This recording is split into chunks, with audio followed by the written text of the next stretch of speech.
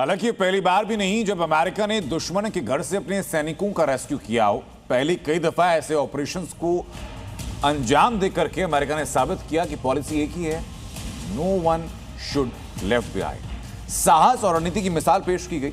लेकिन दूसरे विश्व युद्ध के दौरान मित्र देशों के साथ मिलकर अमेरिका ने समुद्र के रास्ते लाखों सैनिकों को रेस्क्यू किया, जिसे डनकर्क इवैक्यूएशन के नाम से जाना जाता है।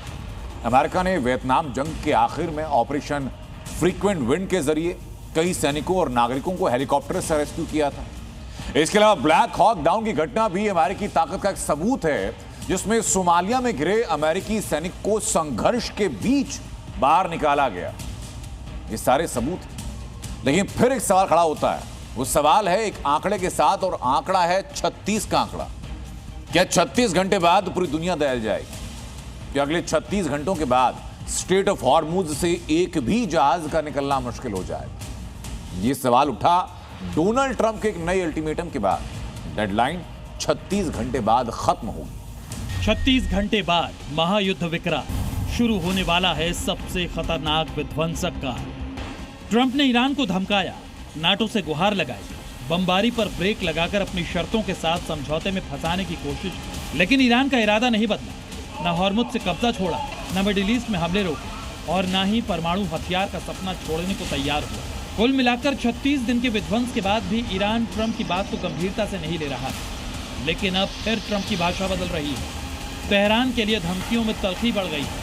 ट्रंप का सबसे नया ऐलान है कि ईरान के पास आखिरी कुछ घंटे बचे हैं। ईरान के लिए वक्त तेजी से निकल रहा है। ट्रंप के 48 घंटे की नई वार्निंग के मुताबिक अब करीब 35 से 36 घंटे का वक्त बचा है। 7 अप्रैल को सुबह 5:30 बजे नई डेडलाइन खत्म हो जाएगी। ट्रंप का दावा है कि इसके बाद ईरान की जमीन पर नर्क उतर आएगा। वैसे तो ट्रंप लगातार बयान बदलते रहे हैं, लेकिन अब ट्रंप का ये अल्टीमेटम फाइनल हो सकता है, क्योंकि ईरान के सामने सुपर पावर अमेरिका के सारे पैंतरे फेल हो चुके हैं। एक तरफ ट्रंप बातचीत का दावा करते रहे, दूसरी तरफ बम बरसाते रहे। अमेरिका और इजराइल ने पिछले 10 दिनों में हर तरीके से ईरान की परीक्षा ली। 28 से 30 मार्च के बीच तेहरान, इस्फहान में यूनिवर्सिटी पर हमले किए गए। अमेरिका ने इस्फहान में सैकड़ों टन बारूद बरसाकर स्टील प्लांट तबाह किया। इजरायली सेना ने तबरीज में पेट्रोकेमिकल प्लांट को निशाना बनाया। अमेरिका ने ईरान के सबसे बड़े ब्रिज B1 पर हमला करके धमकी दी। ट्रंप ने बंकर बस्टर बमों की तबाही और उसके बाद ब्रिज अटैक का वीडियो शेयर करके आने वाले तूफान का संकेत दिया। लेकिन इसके बावजूद ईरान ने ट्रंप को दो टूक जवाब दे दिया है। ईरान ने साफ कर दिया है कि अमेरिका अगर नर्क का दरवाजा खोलेगा तो उसके बाद अगले कुछ घंटों में ही पूरा मिडिल ईस्ट अमेरिका के लिए नर्क बन जाएगा। अमेरिका के ऑल आउट प्लान को लेकर के अब सवाल खड़े हो रहे हैं। सवाल 36 घंटे की डेडलाइन को लेकर है। हालांकि इसके पहले डोनाल्ड ट्रंप एक डेडलाइन को विस्थापित कर चुके हैं पहले ही, जब फुल थ्रॉटल अटैक की बात कही गई थी, लेकिन उसके टाइमलाइन खत्म होती उसके लगभग 12 घंटे पहले डोनाल्ड ट्रंप आए और उस टाइमलाइन को एक्सटेंड कर दिया गया।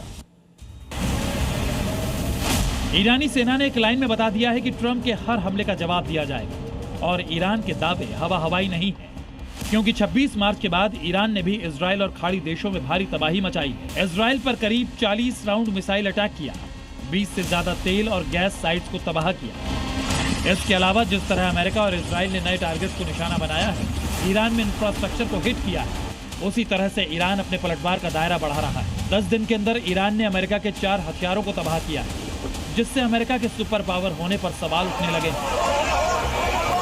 27 मार्च को आसमान में अमेरिका की आंख कहा जाने वाला सऊदी बेस पर खड़ा अवाक्स सिस्टम तबाह कर दिया। 3 अप्रैल को पहले F-15E strike eagle fighter jet और उसके बाद रेस्क्यू मिशन पर आए A-10 थंडरबोल्ट 2 फाइटर जेट को उड़ा दिया। 4 अप्रैल को अमेरिका का ट्रांसपोर्ट एयरक्राफ्ट C-130 प्लेन ध्वस्त कर दिया। ईरान के हमलों ने अमेरिका की तैयारी को पूरी दुनिया के सामने एक्सपोज कर दिया।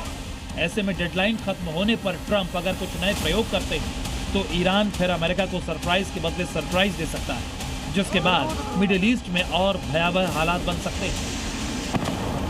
Bureau report.